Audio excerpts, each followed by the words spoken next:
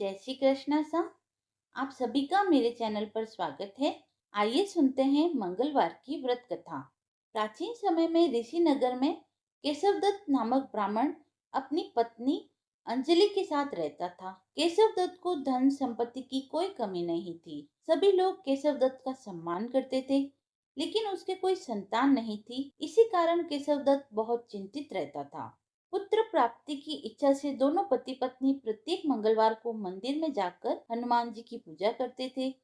विधिवत मंगलवार का व्रत करते हुए उन लोगों को कई वर्ष बीत गए, पर उन्हें संतान की प्राप्ति न हुई। केशवदत्त बहुत निराश हो गए, लेकिन उन्होंने व्रत करना नहीं छोड़ा। कुछ दिन के पश्चात केशवदत्त पवन पुत्र हनुमान जी की सेवा करने के लिए अपना घर बार छोड़कर जंगल में चले गए और उनकी धर्मपत्नी अंजलि घर में ही रहकर मंगलवार का व्रत करने लगी। इस प्रकार से दोनों पति पत्नी पुत्र प्राप्ति की इच्छा से मंगलवार का विधिवत व्रत करने लगे। एक दिन अंजलि ने मंगलवार को व्रत रखा, लेकिन किसी कारणवश उस दिन वह हनुमान जी को भोग लगाना भूल गई और सूर्य अस्त के बाद भूखी ही सो गई। तब उसने अगले मंगलवार को हनुमान जी को भोग लगाए बिना वह भोजन नहीं करेगी, ऐसा उसने प्रण कर लिया। 6 दिन तक वह भूखी प्यासी रही। 7वें दिन मंगलवार को अंजलि ने हनुमान जी की विधिवत पूजा व अर्चना की, लेकिन तभी भूख प्यास के कारण वह बेहोश हो गई। अंजलि की इस भक्ति को देखकर हनुमान जी प्रसन्न हो गए और उन्होंने अंजलि को स्वप्न में कहा, उठो पुत्री, मैं तुम्हारी पूजा से प्रसन्न हूँ और तुम्हें सुंदर और सुयोग्य पुत्र होने का वर देता हूँ। यह कहकर पवन पुत्र अंतर्ध्यान हो गए। तब तुरंत ही अंजलि ने उठकर हनुमान जी को भोग लगाया और स्वयं भी भोजन किया। हनुमान जी की अनुकंपा से कुछ महीनों के बाद अंजलि ने एक सुंदर बालक को जन्म दिया। मंगलवार को जन्म देने के कारण उसने बच्चे का नाम मंगल प्रसाद रखा। कुछ दिनों के बाद केशव दत्त भी घर लौट आया। उसने मंगल को देखा तो अंजलि से पूछा, यह सुंदर बच्चा किसका है? अंजलि ने खुश होते हुए हनुमान जी के दर्शन देने और पुत्र प्राप्त होने का वरदान देने की सारी कथा सुना दी। केशव दत्त को उसकी बातों पर विश्वास न था। उसके मन में यह कलुषित विचार आ गया कि अंजलि ने उसके साथ विश्वासघात किया है और अपने पापों को छिपाने के लिए झूठ बोल रही है। केशव दत्त ने उस बच्चे को मार डालने की योजना बनाई। एक दिन केशव दत्त स्नान करने के लिए कुएं पर गया।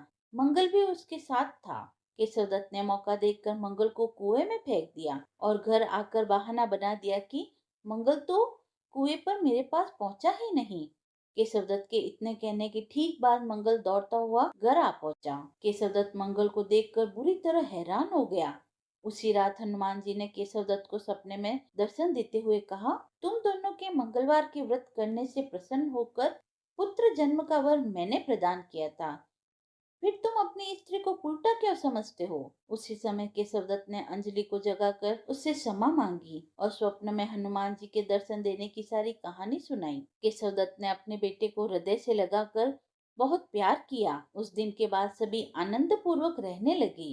मंगलवार का विधिवत व्रत करने से केशवदत्त और उसके परिवार के सभी कष्ट दूर हो गए। इसी तरह जो स्त्री पुरुष विधिवत रूप से मंगलवार के दिन व्रत रखते हैं, व्रत कथा सुनते हैं, अंजनी पुत्र हनुमान जी उनके सभी कष्टों को दूर करते हुए उनके घर में धन संपत्ति का भंडार भर देते हैं।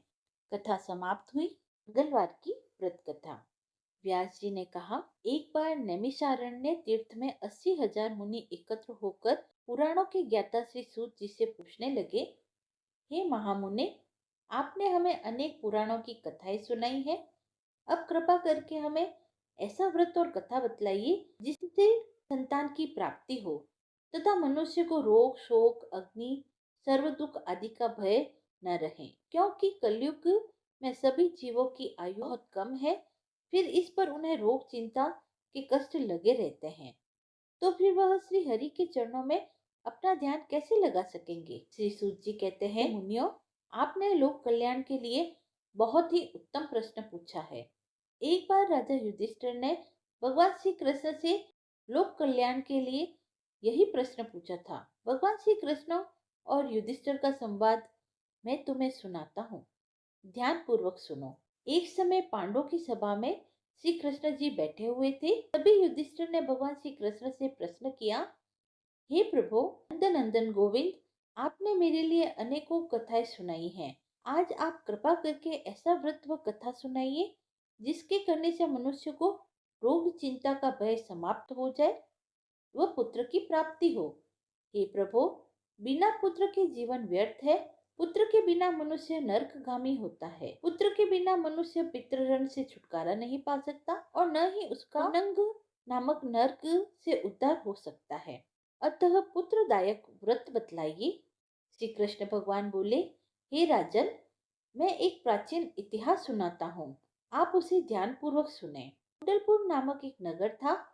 उसमें नंदा नामक एक ब्राह्मण रहता था। भगवान की कृपा से उसके पास सब कुछ था, फिर भी वह दुखी था। इसका कारण यह था कि उस ब्राह्मण की स्त्री सुनंदा के कोई संतान नहीं थी। सुनंदा पतिव्रता थी, भक्ति पूर्वक श्री हनुमान जी की आराधना करती थी। मंगलवार के दिन व्रत करके अंत में भोजन बनाकर हनुमान जी को भोग लगाने के बाद स्वयं भोजन करती थी। एक बार मंगलवार के दिन ब्राह्मणी गृह कार्यों की अधिकता के कारण हनुमान जी को भोग न लगा सकी, तो इस पर उसे बहुत दुख हुआ। उसने कुछ भी नहीं खाया और मन में यह प्रण किया कि अब तो अगले मंगलवार को ही हनुमान जी का भोग लगाकर अन्न जल ग्रहण करेगी। ब्राह्मणी सुनंदा प्रतिदिन भोजन बनाती, श्रद्धा पूर्वक पति को खिलाती, परंतु स्वयं भोजन नहीं करती और मन ही मन श्री हनुमान जी की आराधना करती थी। इसी प्रकार 6 दिन गुजर गए। ब्राह्मणी सुनंदा अपने निश्चय के अनुसार भूखी प्यासी निराहार रही। अगले मंगलवार को ब्राह्मणी सुनंदा प्रातःकाल ही बेहोश होकर गिर पड़ी। ब्राह्मणी सुनंदा की इस असीम भक्ति के प्रभाव से श्री हनुमान जी बहुत प्रसन्न हुए और प्रकट होकर बोले, सुनंदा, मैं तेरी भक्ति से बहुत प्रसन्न हूँ, तू उठ और वर मांग। सुनंदा अपने आराध्य देव श्री हनुमान जी को देखकर आनंद की अधिकता से विलव हो गई। श्री हनुमान जी के चरणों में गिरकर बोली, हे प्रभु, मेरे कोई संतान नहीं है, कृपया मुझे संतान प्राप्ति का आशीर्वाद दे। बस आपकी अति कृपा होगी। श्री महावीर जी बोले, तेरी इच्छा पूर्ण होगी। तेरी एक कन्या पैदा होगी, उसके अष्टांग प्रतिदिन सोना दिया करेंगे। इस प्रकार कहकर श्री हनुमान जी अंतर्ध्यान हो गए। ब्राह्मणी सुनंदा बहुत हर्षित हुई और सभी समाचार अपने पति से कहा। ब्राह्मण देव कन्या का वरदान सुनकर बहुत दुखी हुए, परंतु सोना मिलने की बात सुनते ही प्रसन्न हो गए। विचार किया कि ऐसी कन्या के साथ मेरी निर्धनता भी समाप्त हो जाएगी। श्री हनुमान जी की कृपा से वह ब्राह्मणी गर्भवती हुई और 10वें महीने में उसे बहुत ही सुंदर पुत्र प्राप्त हुई। 10वें दिन ब्राह्मण ने उस बालिका का नामकरण संस्कार कराया। उसके कुल पुरोहित ने उस बालिका का नाम रत्नावली रखा। यह बच्ची अपने पिता के घर में ठीक उसी तरह से बढ़ने लगी जिस प्रकार शुक्ल पक्ष का चंद्रमा बढ़ता है। इस कन्या ने पूर्व जन्म में बड़े ही विधान से मंगल देव का व्रत किया था। रत्नावली का अष्टांग बहुत सा सोना देता था। उस सोने से नंदा ब्राह्मण बहुत ही धनवान हो गया। समय बीतता रहा। अब रत्नावली 10 वर्ष की हो चुकी थी। एक दिन जब नंदा ब्राह्मण प्रसन्नचित्त था, तब सुनंदा ने अपने पति से कहा, मेरी पुत्री रत्नावली विवाह के योग्य हो गई है, अतः आप कोई सुंदर तथा योग्य वर देखकर इसका विवाह कर दें। यह सुनकर ब्राह्मण बोला, अभी तो रत्नावली बहुत छोटी है।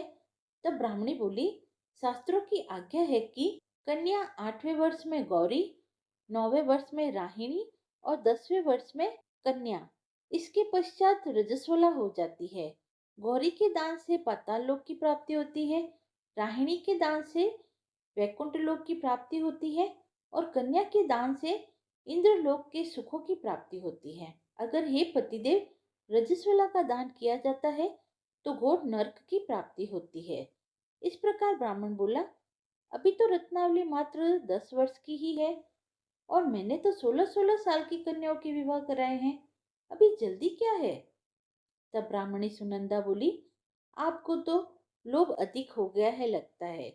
शास्त्रों में कहा गया है कि माता पिता और बड़ा भाई रजस्वला कन्या को देखते हैं तो अवश्य ही नरकगामी होते हैं। तब ब्राह्मण बोला, अच्छी बात है, कल मैं अवश्य ही योग्य वर की तलाश में अपना दूत भेजूंगा। दूसरे दिन ब्राह्मण ने अपने दूत को बुलाया और आज्ञा दी कि जैसी सुंदर मेरी कन्या है वैसा ही सुंदर वर उसके लिए तलाश करो। दूत अपने स्वामी की आज्ञा पाकर निकल पड़ा। पंपई नगर में उसने एक सुंदर लड़की को देखा। यह बालक एक ब्राह्मण परिवार का बहुत गुणवान पुत्र था। इसका नाम था सोमेश्वर। दूत ने इस सुंदर व गुणवान ब्राह्मण पुत्र के बारे में अपने स्वामी को पूर्ण विवरण दिया। ब्राह्मण नंदा को भी सोमेश्वर अच्छा लगा। फिर शुभ मुहूर्त में विधि पूर्वक कन्यादान करके ब्राह्मण ब्राह्मणी संतुष्ट हुए। परंतु ब्राह्मण के मन में लोभ समाया हुआ था। उसने कन्यादान तो कर दिया, पर वह बहुत खिन्न भी था। उसने विचार किया कि रत्नावली तो अब चली जाएगी और मुझे इससे जो सोना मिलता था वह अब मिलेगा नहीं। मेरे पास जो धन था कुछ तो विवाह में खर्च हो गया और जो शेष बचा है वह भी कुछ दिनों में समाप्त हो जाएगा। मैंने तो इसका विवाह करके बहुत बड़ी भूल कर दी है। अब कोई ऐसा उपाय हो कि रत्नावली मेरे घर में ही बनी रहे, अपने ससुराल न जाए। लोभ रूपी राक्षस ब्राह्मण के मस्तिष्क पर छाता जा रहा था। रात भर अपनी शैया पर बेचैनी से करवट बदलते बदलते उसने एक बहुत ही क्रूर निर्णय लिया। उसने विचार किया कि जब रत्नावली को लेकर उसका पति सोमेश्वर अपने घर के लिए जाएगा तो वह मार्ग में छिपकर सोमेश्वर का वध कर देगा और अपनी लड़की को अपने घर ले आएगा, जिससे नियमित रूप से उसे सोना भी मिलता रहेगा और समाज का कोई मनुष्य उसे दोष भी नहीं दे सकेगा। प्रातःकाल हुई तो नंदा और सुनंदा ने अपने जवाई तथा लड़की को बहुत सारा धन देकर विदा किया। सोमेश्वर अपनी पत्नी रत्नावली को लेकर ससुराल से अपने घर की तरफ चल दिया। ब्राह्मण नंदा महालोभ से वशीभूत हो अपनी मति खो चुका था। पाप पुण्य का उसे विचार न रहा। अपने भयानक और क्रूर निर्णय को कार्य रूप देने के लिए उसने अपने दूत को मार्ग में अपने जवाई का वध करने के लिए भेज दिया, ताकि रत्नावली से प्राप्त होने वाला सोना उसे हमेशा मिलता रहे और वो कभी निर्धन न हो। ब्राह्मण के दूत ने अपने स्वामी की आज्ञा का पालन करते हुए उसके जवाई सोमेश्वर का मार्ग में ही वध कर दिया। समाचार प्राप्त कर ब्राह्मण नंदा मार्ग में पहुंचा और रुदन करती अपनी पुत्री रत्नावली से बोला, हे पुत्री, मार्ग में लुटेरों ने तेरे पति का वध कर दिया है। भगवान की इच्छा के आगे किसी का कोई वश नहीं चलता। अब तू घर चल, वहां पर ही रहकर शेष जीवन व्यतीत करना। जो भाग्य में लिखा है वही होगा। अपने पति की अकाल मृत्यु से रत्नावली बहुत दुखी हुई। करुण क्रंदन और रुदन करते हुए अपने पिता से बोली, हे पिताजी, इस संसार में जिस स्त्री का पति नहीं है उसका जीना व्यर्थ है।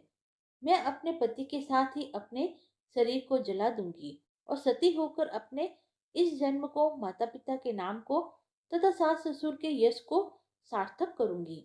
ब्राह्मण नंदा अपनी पुत्री रत्नावली के वचनों को सुनकर बहुत दुखी हुआ। विचार करने लगा, मैंने व्यर्थ ही जमाई वध का पाप अपने सर लिया। रत्नावली तो उसके पीछे अपने प्राण तक देने को तैयार है। मेरा तो दोनों तरफ से मरण हो गया। धन तो अब मिलेगा नहीं। जमाई वध के पाप के फलस्वरूप यम यातना भी भुगतनी पड़ेगी। यह सुनकर वह बहुत खिन्न हुआ। सोमेश्वर की चिता बनाई गई। रत्नावली सती होने की इच्छा से अपने पति का सिर अपने गोद में रखकर चिता पे बैठ गई। जैसे ही सोमेश्वर की चिता को अग्नि लगाई गई वैसे ही प्रसन्न हो मंगलदेव वहां प्रकट हुए और बोले, हे रत्नावली, मैं तेरी पति भक्ति से बहुत प्रसन्न हूँ। तू वर मांग। रत्नावली ने अपने पति का जीवन दान मांगा। तब मंगलदेव बोले, रत्नावली, तेरा पति अजर अमर है, यह महाविद्वान भी होगा और इसके अतिरिक्त तेरी जो इच्छा हो वह वर मांग। तब रत्नावली बोली, हे ग्रहों के स्वामी, यदि आप मुझ पर प्रसन्न है तो मुझे यह वरदान दीजिए कि जो भी मनुष्य मंगलवार के दिन प्रातःकाल लाल पुष्प लाल चंदन से पूजा करके आपका स्मरण करे, उसको रोग व्याधि न हो, स्वजनों का वियोग न हो, सर्प अग्नि तथा शत्रुओं का भय न हो। जो स्त्री मंगलवार का व्रत करे वह कभी विधवा न हो। मंगलदेव तथास्तु कहकर अंतर्ध्यान हो गए। सोमेश्वर मंगलदेव की कृपा से जीवित हो गया। रत्नावली अपने पति को पुनः प्राप्त कर बहुत प्रसन्न हुई और मंगलदेव का व्रत प्रत्येक मंगलवार को करके व्रतराज और मंगलदेव की कृपा से इस लोक सुख और ऐश्वर्य को भोगते हुए अंत में अपनी पति के साथ स्वर्गलोक को गई। मंगलवार की कथा समाप्त हुई। यदि आपको यह कथा पसंद आई हो तो आप मेरे चैनल को लाइक शेयर एंड सब्सक्राइब करें।